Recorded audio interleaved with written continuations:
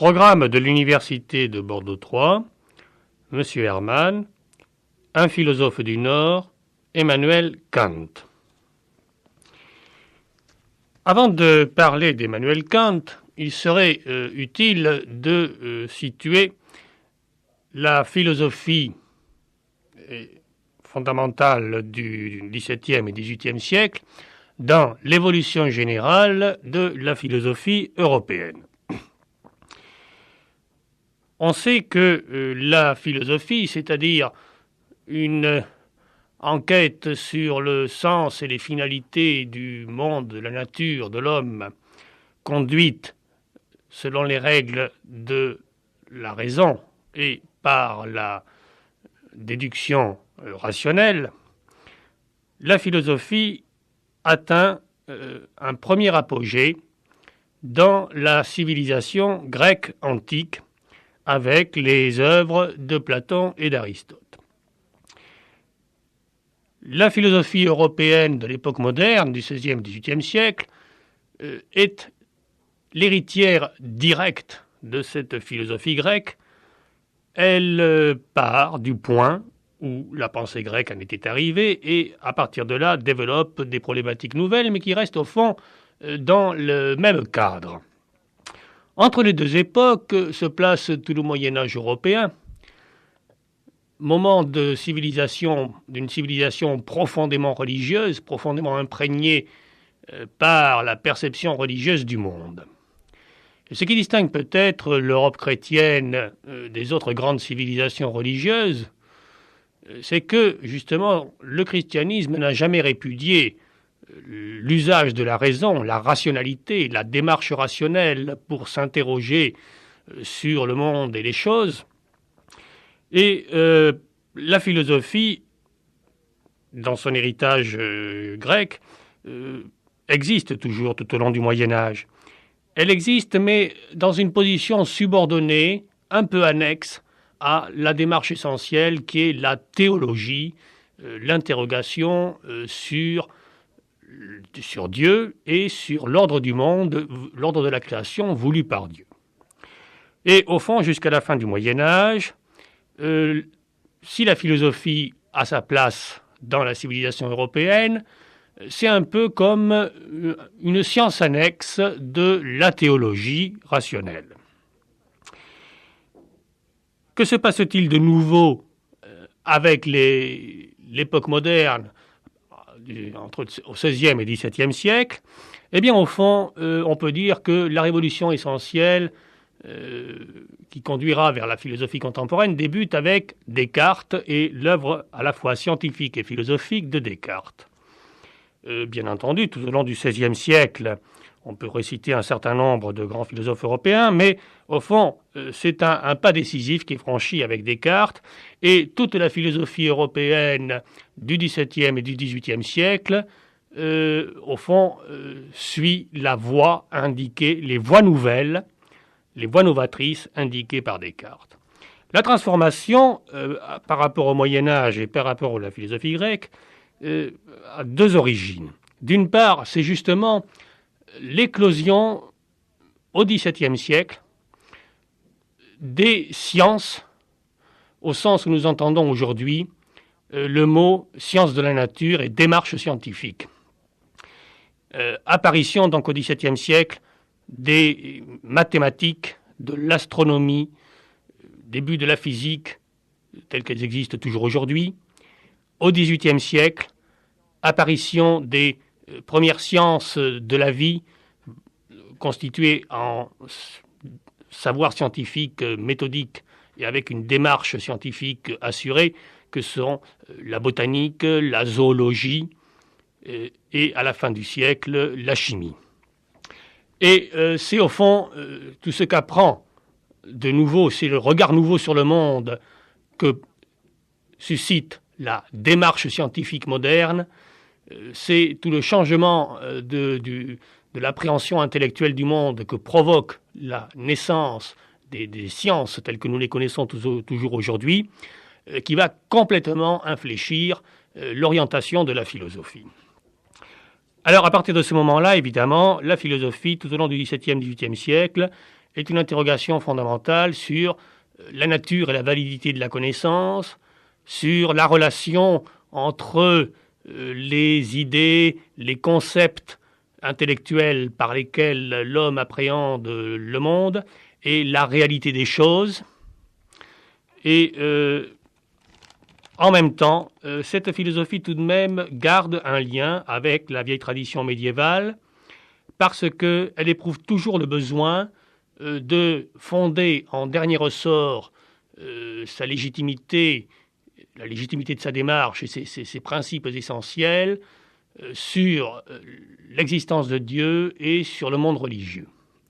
Alors, la philosophie n'est plus une annexe de la théologie, elle conquiert complètement son autonomie, mais toutefois, en dernier ressort, la question de l'existence de Dieu et de la religion reste le chapitre clé du fondement de validité des nouvelles démarches philosophiques, aussi bien dans l'œuvre de Descartes que dans l'œuvre de ce grand génie de la fin du XVIIe siècle, qui est le philosophe allemand et européen Leibniz, que dans l'œuvre des géants de la démarche philosophique fondamentale au début du XVIIIe siècle, que sont les Anglais Locke, Hume, Berkeley, et en Allemagne, Wolff, qui reprend toute l'œuvre de Leibniz et, en somme, la vulgarise et l'approfondit. Alors, c'est au terme, au fond, de ce long itinéraire que se place l'œuvre d'Emmanuel Kant. Emmanuel Kant est né en Prusse, à Königsberg, le 21 avril 1724. Il fait ses études secondaires, puis universitaires, dans cette même ville de Königsberg, et dans une ambiance intellectuelle imprégnée par un piétisme militant. Le piétisme étant ce mouvement de réveil de la spiritualité, de la piété luthérienne, qui imprègne très profondément l'Allemagne tout au long du XVIIIe siècle. Ces études achevées, études de philosophie, de théologie, Kant débute très modestement une carrière d'enseignant comme précepteur dans les familles nobles de la région, précepteur de leurs enfants entre 1746 et 1755.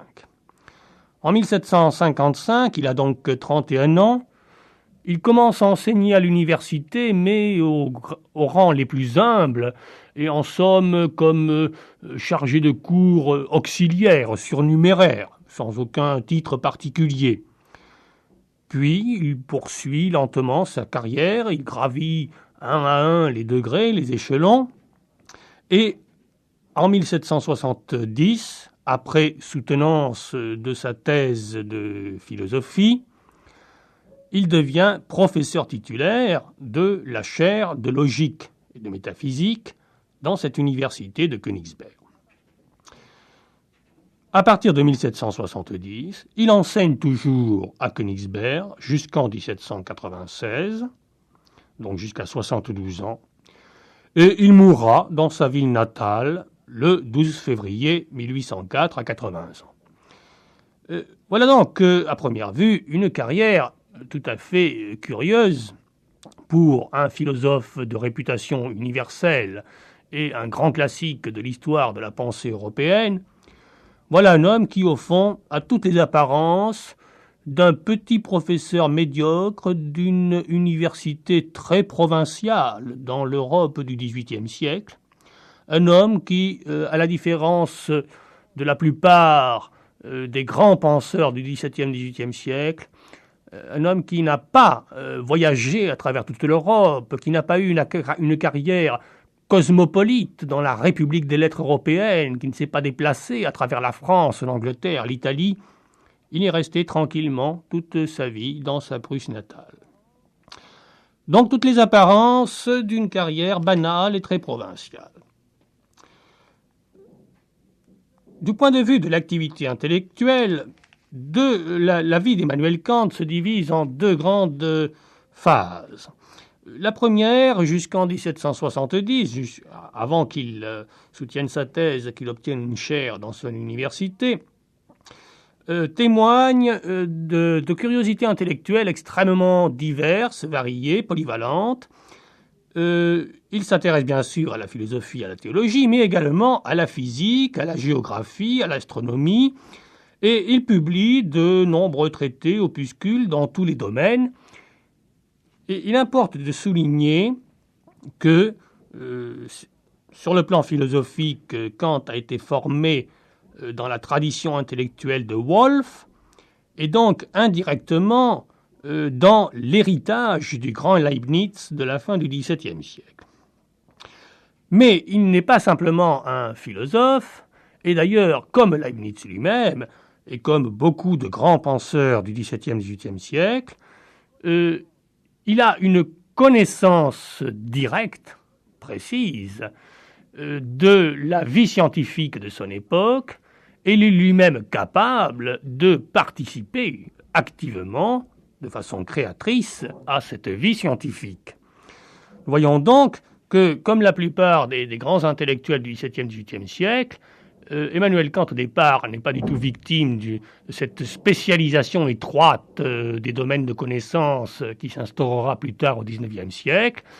C'est un homme qui est aussi à l'aise sur le terrain des sciences de la nature ou des sciences de la vie que sur le terrain des lettres et de la philosophie.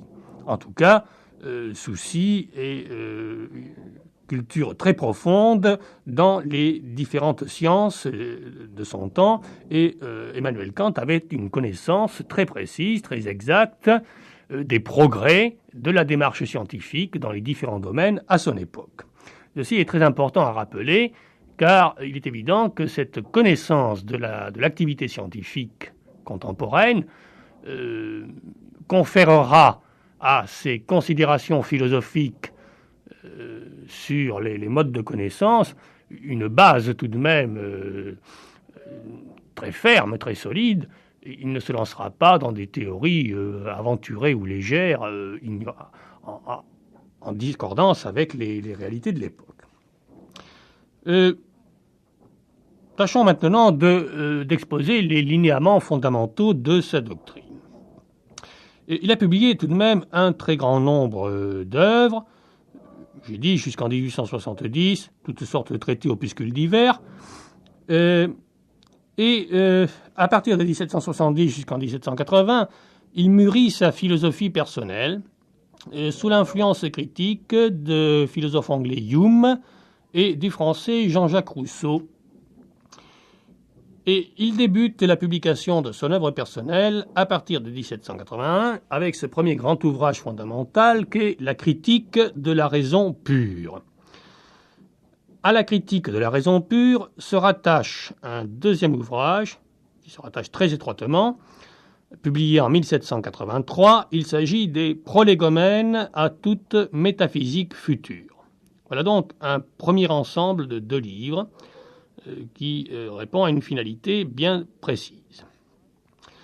1785, il publie les fondements de la métaphysique des mœurs, et à cet ouvrage se rattache très étroitement un autre ouvrage qui est la critique de la raison pratique, publié en 1788.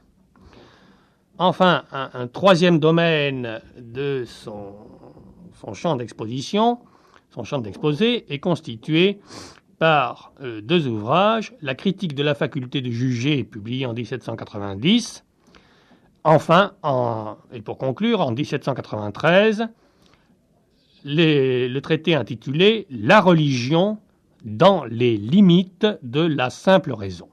C'est-à-dire, au fond, pour ce dernier ouvrage, la tentative d'instituer les bases d'une religion rationnelle, débarrassée de toute superstition, de toute mystique irrationnelle. Cet ouvrage sur la religion dans les limites de la simple raison, le titre en lui-même est un titre tout à fait caractéristique de la vie intellectuelle du XVIIIe siècle, lui vaudra quelques ennuis avec les autorités de son pays, et en particulier une sévère remontrance du roi de Prusse, Frédéric Guillaume II, qui lui conseillera, après lecture de cet ouvrage, de ne plus s'occuper désormais d'enseigner la théologie, puisque apparemment il n'y avait plus grande place pour la religion tout court, mais qu'il n'y avait plus de place que pour la raison.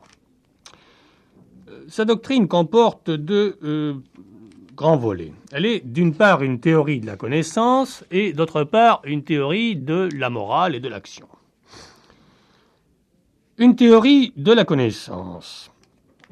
Et de ce point de vue, la pensée de Kant part d'un constat, c'est que l'essence ou la nature réelle des choses du monde, ce qu'il appelle les noumènes, la réalité nouménale, nous sont rigoureusement inaccessibles, sont inaccessibles à la raison humaine.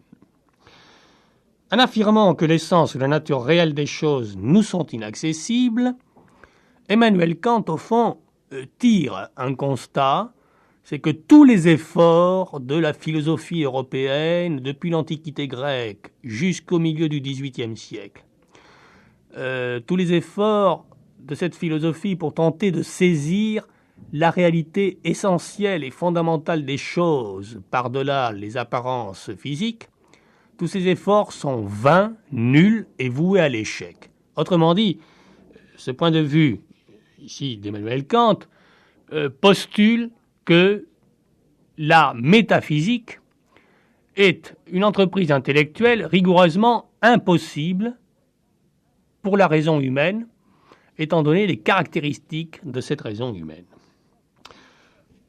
Donc, il ne nous est pas possible de saisir l'essence ou la nature réelle des choses, nous ne pouvons saisir que les phénomènes, c'est-à-dire ce que perçoivent des choses notre sensibilité, par nos sens, notre entendement, notre intelligence humaine, notre raison, et ce qu'ils en perçoivent selon leur mode de perception. Pour savoir donc quelles sont les capacités de la raison humaine, et qu'est-ce qu'elle peut, cette raison humaine, saisir de la réalité du monde, eh bien, il convient d'analyser, d'inventorier précisément les caractéristiques de fonctionnement de cette rationalité humaine. Le premier ouvrage fondamental de Kant, la critique de la raison pure, est donc une minutieuse analyse des catégories de la connaissance et des formes a priori de la connaissance. Sur le plan de la sensibilité, et c'est l'esthétique transcendantale, sur le plan de l'entendement, c'est l'analytique transcendantale, sur le plan de la raison, dialectique transcendantale. La connaissance rationnelle est donc relative à la constitution de l'esprit humain. Et si l'esprit humain et la raison humaine étaient autrement constitués qu'ils ne sont, eh bien notre connaissance serait autre qu'elle n'est. Toutefois, la connaissance est quand même objective, elle a une dimension objective, parce que les lois de fonctionnement de l'esprit humain, la notion de logos et de rationalité, font de la possibilité de l'expérience la notion de démonstration, de vérification expérimentale. La connaissance expérimentale et la science démonstrative fondée sur l'expérience sont donc possibles. C'est une connaissance possible pour établir les lois de relation entre les phénomènes. Mais ce qui est inaccessible à l'intelligence et à la raison humaine, c'est la connaissance des choses en elles-mêmes, dans leur être profond, et la connaissance du monde dans son être absolu. Autrement dit, la science est possible, la métaphysique est illusoire et impossible. Et c'est ici le premier rapport fondamental d'Emmanuel Kant, c'est que quoique toute son œuvre, toute sa démarche, son raisonnement intellectuel le classe dans cette tradition de la philosophie européenne depuis Platon et Aristote, en passant par Descartes et tout au long du XVIIe, XVIIIe siècle, il est, quoi qu'il appartienne à toute cette école-là, il est l'homme qui a assassiné cette école-là, qui a marqué son terme historique en démontrant, selon les règles de cette école, que la métaphysique était morte, ou plutôt qu'elle n'avait jamais existé. Deuxième partie de son œuvre, qui est une théorie de la morale. Et il va s'attacher dans ses ouvrages que sont la critique de la raison pratique et les fondements de la métaphysique des mœurs, de dégager les principes a priori de la morale qu'il appelle les impératifs catégoriques. Sa perception du problème moral est fondée sur une anthropologie, c'est-à-dire sur une conception de la nature humaine, de l'être humain, une anthropologie rationaliste et universaliste. Et ces impératifs catégoriques se résument à quelques affirmations très simples, qui sont classiques, bien connues. La première étant « agis selon une maxime telle », c'est-à-dire selon une règle telle, que tu puisses vouloir en même temps qu'elle devienne une loi universelle. C'est le principe d'universalité du comportement. Pour qu'un comportement soit moral, il faut que non seulement il satisfasse aux intérêts et aux désirs d'un individu, mais qu'il puisse satisfaire aux intérêts et aux besoins de tous les individus et de la nature universelle. Deuxième maxime, deuxième impératif, relatif aux finalités de l'action, agis de telle sorte que tu uses de l'humanité en ta personne et dans celle d'autrui, toujours comme fin et jamais simplement comme moyen. C'est en somme ici, cette deuxième règle relative à la morale, celle de la finalité de l'action. Une action pour être morale, ne doit jamais être strictement utilitaire, ne doit jamais être la recherche d'une simple utilité particulière et ne doit jamais considérer les êtres humains ou les partenaires d'une action comme des moyens, mais elle doit considérer toujours la finalité d'une dignité humaine universelle. Au-delà de ces 2 ou 3 règles élémentaires qu'il pose, Emmanuel Kant présente l'originalité par rapport à d'autres moralistes qu'il refuse de donner des préceptes de conduite positive. Il refuse d'entrer dans le détail de savoir s'il faut commettre ou ne pas commettre tel acte, se comporter de telle ou telle manière dans telle ou telle circonstance. Il considère que donner ainsi des règles positives n'est pas l'affaire de la philosophie. L'affaire de la philosophie est de donner les principes fondamentaux essentiels d'une moralité d'une action. Ensuite, quant au comportement positif quotidien, eh bien, c'est à chaque individu, dans sa vie quotidienne, de savoir ce qu'il doit faire, en son âme et conscience. En dernier ressort, selon Emmanuel Kant, les principes de la morale postulent, exigent, pour que l'exposé moral des principes de morale qui vient de faire soit cohérent et rationnel, la liberté du sujet, l'immortalité de l'âme et l'existence de Dieu.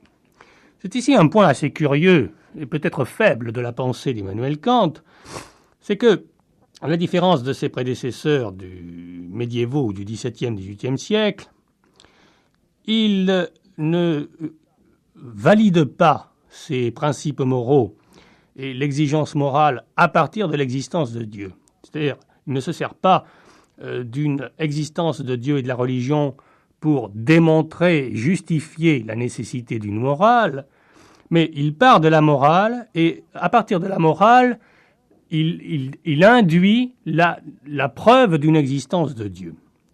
Seulement, c'est une démonstration très artificielle parce qu'elle revient à dire ce que je viens d'exposer sur la morale, la notion de morale et de moralité, est incohérent, irrationnel et tout à fait arbitraire si nous n'admettons pas le principe de l'existence de Dieu. Alors, comme on ne peut pas admettre, et comme il est inconcevable que la notion de morale et de moralité soit irrationnelle et arbitraire, comme chacun convient qu'il y a une rationalité, une nécessité de la morale, donc il faut supposer la nécessité de l'existence de Dieu. C'est une démonstration effectivement un peu spécieuse et qui lui a été beaucoup reprochée par ses héritiers. Abrégeons un petit peu, quelle est au fond aujourd'hui au XXe siècle l'héritage d'Emmanuel Kant. Emmanuel Kant a une assez mauvaise presse actuellement à cette fin du XXe siècle, comme penseur du siècle des Lumières. Il a une tendance à voir en lui, au fond, le dernier philosophe traditionnaliste de la grande tradition grecque et médiévale européenne. Le dernier philosophe traditionnaliste. C'est possible, sans doute. Mais nous avons vu que s'il est le dernier philosophe traditionnaliste, par son style de discours, son mode de démonstration, il est le premier des modernes du 19e, 20e siècle, parce que c'est lui qui a eu le mérite de démontrer que pour une démarche philosophique rationnelle, la vieille question de la métaphysique était une question hors de propos. C'est quand même lui qui a assassiné la métaphysique, qui l'a définitivement invalidée pour la démarche rationaliste, et en cela, il a bien été l'homme qui a mis un terme historique à la vieille philosophie traditionnelle, et l'homme qui a marqué l'acte de naissance de toutes les philosophies nouvelles du 19e, 20e siècle. De ce point de vue, son apport est incontestable. Sur le plan de la théorie de la morale, on s'est beaucoup gaussé, on a beaucoup ri depuis au XXe siècle de sa présentation des impératifs universels de la morale.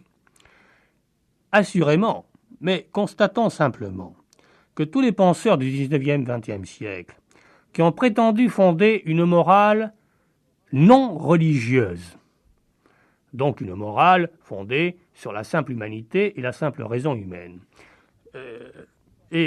qui voulant fonder cette morale rationnelle et humaine hors de la voie indiquée par Kant, tous ces penseurs se sont cassés la figure, et que personne, ni dans la filiation nietzschéenne, ni dans celle de Marx, ni dans celle de n'importe qui, n'est parvenu à fonder de façon le moins du monde convaincante une morale humaniste et rationnelle, et que peut-être la grande faillite de la philosophie du 19e, 20e siècle, c'est justement sa rigoureuse impossibilité de fonder une morale quelconque. Ce qui fait qu'il faudrait peut-être considérer avec moins de mépris les impératifs catégoriques et la démarche de fondement rationaliste de la morale d'Emmanuel Kant, avec moins de mépris qu'on ne le fait d'habitude.